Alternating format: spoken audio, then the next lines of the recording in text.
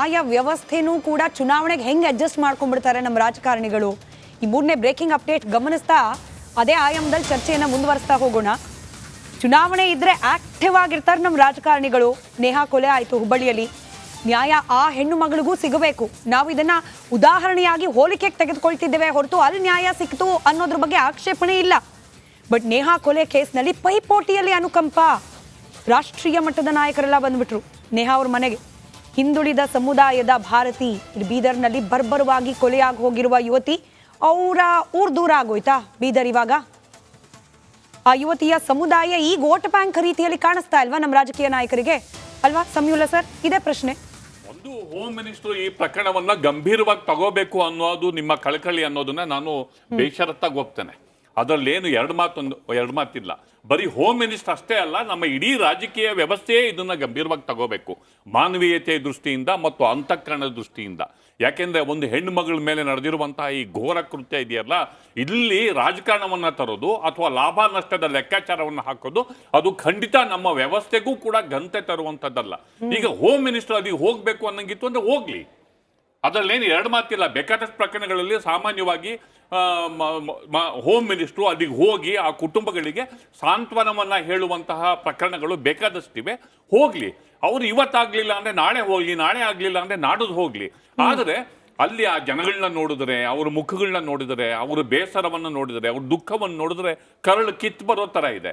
Home minister ಹೋಗ್ಬೇಕು, leader of opposition ಹೋಗ್ಬೇಕು, ಅವ್ರದ್ದು ಕರ್ತವ್ಯ ಇದೆ. ಲೀಡರ್ ಆಫ್ ಅಪೋಸಿಷನ್ಗಳು ಹೋಗ್ಬೇಕು, ರೂಲಿಂಗ್ ಪಾರ್ಟಿಯವರು ಹೋಗ್ಬೇಕು. ಆ ಕುಟುಂಬಕ್ಕೆ ಏನ್ ನೆರವು ಆಗ್ಬೇಕು, ಆ ಕುಟುಂಬಕ್ಕೆ ಏನ್ ಸ್ಥೈರ್ಯ ತುಂಬಬೇಕು, ಅಥವಾ ಘಟನೆಯ ನಂತರ ಯಾವ ಭಯದಲ್ಲಿ ಅವ್ರು ನರಳ್ತಾ ಇದ್ದಾರೋ, ಇಂಥ ಪ್ರಕರಣಗಳು ಇರ್ತವೆ. ಹೀಗಾಗಿ ಒಬ್ಬ ಹೋಮ್ ಮಿನಿಸ್ಟರ್ ಆದವರು ಅಥವಾ ಒಂದು ವ್ಯವಸ್ಥೆ ಲೀಡರ್ ಆಫ್ ಅಪೋಸಿಷನ್ ಆಗಿರುವಂತವ್ರು, ಈಗ ಎಲೆಕ್ಷನ್ ಇಲ್ಲ ನೀವು ಹೇಳ್ದಂಗೆ, ಯಾಕೆ ಹೋಗ್ತಾರೆ ಹೇಳಿ? ಲೀಡರ್ ಆಫ್ ಅಪೋಸಿಷನ್ ಹೋಗಲ್ಲ, ರೂಲಿಂಗ್ ಪಾರ್ಟಿನೂ ಹೋಗಲ್ಲ. ಇಬ್ರಿಗೂ ಹೇಳ್ತೀನಿ ನಾನು, ಇಬ್ರಿಗೂ ಹೇಳ್ತೀನಿ. ಈಗ ಅವ್ರು ಹೋಗಿರ್ಲಿಲ್ಲ ಅಂತಂದ್ರೆ ಲೀಡರ್ ಆಫ್ ಅಪೋಸಿಷನ್ ಹೋಗಿ ಎಕ್ಸ್ಪೋಸ್ ಮಾಡಬೇಕು, ಅದು ಇಲ್ಲ. ಹೀಗಾಗಿ ಈ ಪ್ರಕರಣವನ್ನ ಕೇವಲ ಒಂದು ನಿರ್ಲಕ್ಷ್ಯದ ಪ್ರಕರಣವಾಗಿ ನೋಡ್ದಲೇನೆ ಆ ಕುಟುಂಬಕ್ಕೆ ನೆರವು ಕೊಡಬೇಕು, ಧೈರ್ಯ ತುಂಬಬೇಕು. ನೆರವು ಅಂದ್ರೆ ಹೋಗಿ ದುಡ್ಡು ಕೊಡ್ಬೇಕು ಅಂತೇನಲ್ಲ. ದುಡ್ಡು ಕೊಟ್ರೆ ಜೀವ ಬರುತ್ತಾ? ದುಡ್ಡು ಕೊಟ್ರೆ ಮಾನ ಬರುತ್ತಾ? ನಮ್ಮ ಹಳ್ಳಿಯ ಜನ ಮಾನವನ್ನ ಅವರು ಎಷ್ಟು ಗಂಭೀರವಾಗಿ ಪರಿಗಣಿಸ್ತಾರೆ ಅಂತಂದ್ರೆ ಅವು ಆ ಮಾನಕ್ಕಾಗಿ ಪ್ರಾಣಗಳು ಹೊರಟೋಗ್ತವೆ. ಇಂಥ ಪ್ರಕರಣಗಳಿರ್ತವೆ. ಆದ್ದರಿಂದ ಸರ್ಕಾರಗಳು ಅಥವಾ ರಾಜಕಾರಣ ಇದನ್ನ ತುಂಬಾ ಒಂದು ಸೆನ್ಸಿಟಿವ್ ಪ್ರಕರಣವಾಗಿ ಪರಿಗಣಿಸಿ ಅಲ್ಲಿ ಹೋಗಿ, ಹೋಮ್ ಮಿನಿಸ್ಟರ್ ಆದ್ರೂ ಹೋಗ್ಲಿ, ಜನಗಳು ಬಯಸಿದ್ರೆ ಬರಬೇಕು ಅನ್ನಂಗಿದ್ರೆ ಹೋಗ್ಲಿ, ಹೋಮ್ ಮಿನಿಸ್ಟರ್ ಹೋಗಿ ಮಾತಾಡಿಸಿ ಅವರಿಗೆ ಸಾಂತ್ವನವನ್ನ ಹೇಳಿ ಸರ್ಕಾರದ ವತಿಯಿಂದ ಬೇಕಾಗಿರುವಂತಹ ನೆರವು. ಒಬ್ಬ ಹೋಮ್ ಮಿನಿಸ್ಟರ್ ಹೋದ್ರೆ ಇಡೀ ಪೊಲೀಸ್ ವ್ಯವಸ್ಥೆ ಹೆದರುತ್ತೆ. ನಾವು ಈ ಪ್ರಕರಣವನ್ನ ನಾವು ಮುಚ್ಚಾಕಕ್ಕಾಗಲ್ಲ ಅಂತ ಅವ್ರು ತಿಳ್ಕೊತಾರೆ. ಅಥವಾ ಈ ಪ್ರಕರಣದಲ್ಲಿ ಯಾರಾದ್ರೂ ಪ್ರಭಾವಿಗಳಿದ್ರೆ ಆ ಪ್ರಭಾವಿಗಳು ಅವ್ರ ಮೇಲೆ ನಾವು ಆಕ್ಷನ್ ತಗೋಬಹುದು ಅನ್ನುವಂಥ ಧೈರ್ಯ ಪೊಲೀಸ್ ವ್ಯವಸ್ಥೆಗೂ ಕೂಡ ಬರುತ್ತೆ. ಆದ್ರಿಂದ ಈ ಪ್ರಕರಣವನ್ನ ಕೇವಲ ಒಂದು ಯಾವುದೋ ಒಂದು ರಾಜ್ಯದ ಮೂಲೆಯಲ್ಲಿ ಯಾವುದೋ ಬಡಪಾಯಿ ಹೆಣ್ಮಗಳ ಮೇಲೆ ಆಗಿರೋ ಒಂದು ಐಸೋಲೇಟೆಡ್ ಪ್ರಕರಣ ಅಂತ ಭಾವಿಸ್ದಲೇನೆ ಸರ್ಕಾರಗಳು ಮತ್ತು ರಾಜಕೀಯ ವ್ಯವಸ್ಥೆ ಸ್ಪಂದಿಸಬೇಕು. ಈಗ 4 ಲಕ್ಷ ಪರಿಹಾರ ಚೆಕ್ಕು, ಹಾಗೆ ಇದ್ರ ಜೊತೆಗೆ ಒಂದು ಸರ್ಕಾರಿ ನೌಕರಿ, 3 ಜನ ಅರೆಸ್ಟು, ಇದೆಲ್ಲ ಟಿಪಿಕಲ್ ನಾವು ಗಮನಿಸ್ಬಿಟ್ಟಿದೀವಿ. ಆ ಕುಟುಂಬ ಆಗ್ರಹಿಸ್ತಾ ಇರೋದು ಮತ್ತಿನ್ನೊಬ್ಬ ಹೆಣ್ಣು ಮಗಳನ್ನ ಮುಟ್ಲಿಕ್ಕೆ. ಇಂಥ ಕಾಮ ಪಿಶಾಚಿಗಳಿಗೆ ಭಯ ಇರಬೇಕು. ಅಂಥದ್ದೇನಾದ್ರೂ ನಿಯಮ ಜಾರಿಗೆ ತನ್ನಿ, ಬನ್ನಿ ಹೋಮ್ ಮಿನಿಸ್ಟರ್, ಕೊಡಿ ಖಡಕ್ ಆದ ಆದೇಶ. ಇದನ್ನ ಎಕ್ಸ್ಪೆಕ್ಟ್ ಮಾಡ್ತಿರೋದು. ಅದಾಗಲ್ಲ ಅಂದ್ರೆ ಇವಾಗ ನೀವು ಇಷ್ಟೋ ತನಕ ಚಂದ್ರಶೇಖರ್ ಅವರೇ ನಟರಾಜ್ ಗೌಡ್ರನ್ ಕಾರ್ನರ್ ಮಾಡ್ತಿದ್ರಿ, ಹೋಮ್ ಮಿನಿಸ್ಟರ್ ಬಿಸಿ, ನಾನು ಕೇಳಿದ ಪ್ರಶ್ನೆಗೆಲ್ಲ ಹೌದು ನೀವು ಹೇಳ್ತಿದ್ರಿ. ಬಟ್ ಸಂಯುಲ ಸರ್ ಕೇಳಿದ್ ವ್ಯಾಲಿಡ್ ಇದೆಯಪ್ಪ? ಎಲ್ಲಿದ್ದಾರೆ ನಿಮ್ಮ ಪಕ್ಷದ ನಾಯಕರು? ಚುನಾವಣೆ ಸಂದರ್ಭದಲ್ಲಿ ನಿಮ್ ರಾಷ್ಟ್ರೀಯ ನಾಯಕರೇ ಬಂದ್ಬಿಟ್ರು ನೇಹಾ ಅವ್ರ ಮನೆಗೆ. ರಾಷ್ಟ್ರೀಯ ನಾಯಕರು, ಇಲ್ಲಿನವ್ರು ಬಿಟ್ಬಿಡಿ, ರಾಜ್ಯದವ್ರು ಬಿಟ್ಬಿಡಿ. ಯಾಕೆ? ಇಲ್ಲಿ ಹೆಣ್ಣು ಮಗಳಲ್ವಾ? ಅಲ್ಲಿ ಮರ್ಡರ್, ಇಲ್ಲಿ rape and murder sir, more heinous crime, ಅಸಹ್ಯ ಅನ್ಸುವಂತ ಕ್ರೈಮ್ ನಡೆದಿರೋದು. ಇವಾಗ ಎಲ್ಲಿದ್ದಾರೆ ನಿಮ್ಮ ರಾಷ್ಟ್ರೀಯ ನಾಯಕರು, ರಾಜ್ಯದ ನಾಯಕರು? ಒಳ್ಳೆ ಪ್ರಶ್ನೆ ಕೇಳಿದ್ರಿ. ನಾನು ಆಗ್ಲೇ ಓಪನಿಂಗ್ ಕಾಮೆಂಟ್ ಅಲ್ಲಿ ಹೇಳಿದೆ, 15 ತಿಂಗಳಲ್ಲಿ ಆಗಿರ್ತಕ್ಕಂಥ ರೇಪ್ ಪ್ರಕರಣಗಳು ರಿಪೋರ್ಟೆಡ್ ಆಗಿರೋದು 223. 3 ದಿವಸಕ್ಕೆ 2 ರೇಪು. ಯಾರು ಎಲ್ಲಿಗೆ ಹೋಗ್ತಾರೆ ಮೇಡಮ್? ಇದು 1546 ಲೈಂಗಿಕ ಕಿರುಕುಳಗಳು ಅಂದ್ರೆ ಒಂದು ತಿಂಗಳಿಗೆ 100 ಪರ್ ಡೇ, ಮೋರ್ ದನ್ 3.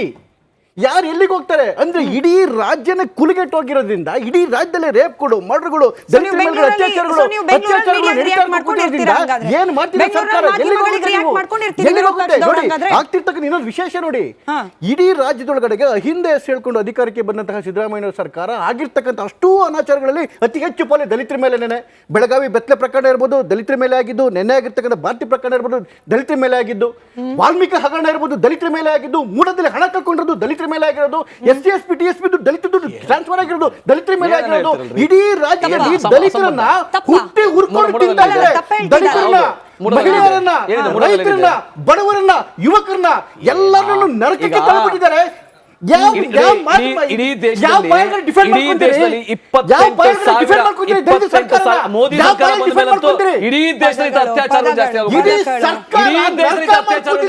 ಉತ್ತರ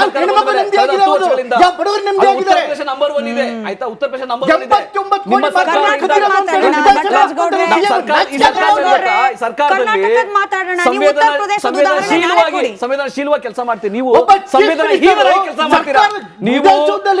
ಯಾವುದೇ ಸವಾಲು ಕೂಡ ನೀವು ಯಾವುದೇ ಸವಾಲು ಕೂಡ ಕಪಟತನವನ್ನು ತೋರಿಸಿ ನಿಮ್ಮ ರಾಜಕಾರಣಕ್ಕಾಗಿ ಉಪಯೋಗಿಸ್ತೀರಾ. ಈಗ ಅವ್ರು ನಿಮ್ಮ ಪ್ರಶ್ನೆ ಕೇಳಿದ್ರು, ನಿಮಗೆ ನಾಚಿಕೆ ಮಾನ ಮರೆದಿದ್ರು, ಪ್ರಶ್ನೆ ಕೇಳಿದ್ರು. ನೇಹಾ ಪ್ರಕರಣಕ್ಕೆ ನಿಮ್ಮ ರಾಷ್ಟ್ರೀಯ ನಾಯಕರು ಬಂದಿದ್ರು ಇವ್ರ ಮನೆಗೆ. ನಾವು ಆ ಕ್ರಮವನ್ನು ಆ ಪ್ರಕರಣದಲ್ಲೂ ಕ್ರಮ ತಗೊಂಡಿದ್ದೀವಿ, ಈ ಪ್ರಕರಣದಲ್ಲೂ ಕ್ರಮ ತಗೊಂಡಿದ್ದೀವಿ. ನಿಮ್ಮ ನೈತಿಕತೆ ಏನಿದೆ? ಆ ಸಾವನ್ನು ತಗೊಂಡು ರಾಜಕೀಯ ಮಾಡ್ತೀರಾ?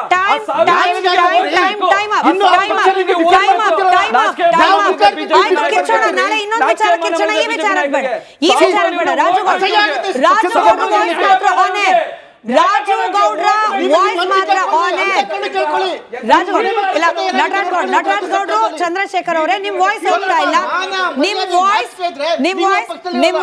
ನಿಮ್ ವಾಯ್ಸ್ ಹೋಗ್ತಿಲ್ಲ. ರಾಜುಗೌಡ್ರು ಮಾತ್ರ. ರಾಜುಗೌಡ್ರೆ, ನಾನು ಕೇಳಿದ ಪ್ರಶ್ನೆ ತಪ್ಪಿದ್ಯಾಪ?